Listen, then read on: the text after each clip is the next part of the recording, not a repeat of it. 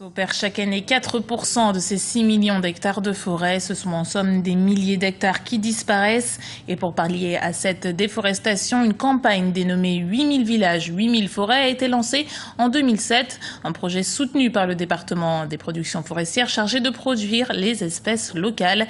Plus d'explications avec ce sujet de notre correspondant Wendiam Valentin Comporé. Chaque année au Burkina Faso, plus de 110 000 hectares de formation végétale sont convertis en exploitation agricole. Une déforestation qui est aussi accentuée par d'autres actions de l'homme telles que le déboisement. Pour reverdir le pays, les autorités ont lancé en 1994 une campagne dénommée 8000 villages, 8000 forêts.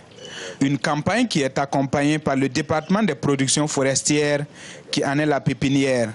Dans cette pépinière, des espèces locales sont produites. Nous sommes assis à une des petites pépinières du département où nous tentons de comprendre la physiologie et la biologie de nos espèces locales en vue de pouvoir améliorer leur régénération et de pouvoir faire une production de masse. Environ 25 000 plants sont produits par l'Institut de l'environnement de recherche agricole.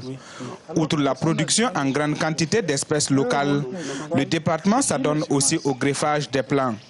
À titre d'exemple, le karité qui devait atteindre 30 ans avant production, son espèce greffée n'a besoin que de 7 ans. Une réduction pour plus de productivité. Vous avez le jujubier à l'état sauvage. Il vous faut, quand vous le plantez, il vous faut 4-5 ans, peut-être même 6 ans avant qu'il entre en production.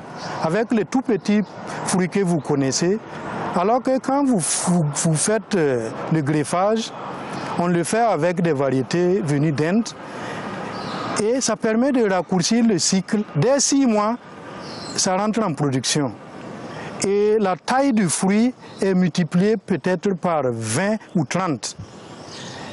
Et à une consistance de pomme. Pays sahélien, les ressources forestières du Burkina Faso sont très limitées. Ainsi, sa politique de reboisement lui permet de mettre sous terre chaque année 10 millions de plants, mais très peu survivent selon certains observateurs en raison du manque d'entretien. Il est donc nécessaire qu'une politique de suivi de ces arbres soit trouvée pour leur survie.